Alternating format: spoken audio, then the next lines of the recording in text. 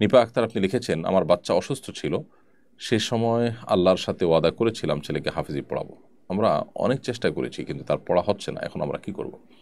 অসুবিধা নেই, আপনি চেষ্টা করেছেন, এ জাতীয় নিয়ত, এ জাতীয় ইচ্ছা এটা যদি কেউ পূরণ করতে না পারে কারণ গুনাহ হবে না। আপনি চেষ্টা করেছেন, কিন্তু সন্তান যদি সেটা না করতে পারে, অনেকের মেমোরাইজ করার ক্ষমতা কম থাকে, তো এখন আপনি বাচ্চাকে জোরপূর্বক হাফিজ বানানোর চেষ্টা করা কিংবা তার উপরে টর্চার করা, এর কোনো যৌক্তিকতা নেই এবং এর কারণে আপনার কোনো গুনাহ হবে না যে আপনি আপনার প্রতিশ্রুতি রক্ষা করতে পারেননি বা আপনার নিয়তকে পূরণ করতে পারেন নাই। কারণ মানুষ কোনো ভালো কাজ করার নিয়ত করলে সেটা পূরণ করতে না পারলে তার কোনো গুনাহ হয় না, বরং আপনি নিয়ত করেছেন, কোনো কারণে পূরণ করতে পারেন নাই, আপনি ওই কাজটি করলে যে সওয়াব পেতেন এখন সেই সওয়াব পেয়ে যাবেন। অবশ্য যদি আপনি শপথ করে থাকেন, মানত করে থাকেন, তাহলে সেটি পূরণ করতে পারেননি, সেজন্য আপনি কাফারা আদায় করে দেবেন, এর কারণে কোনো গুনাহ হবে না।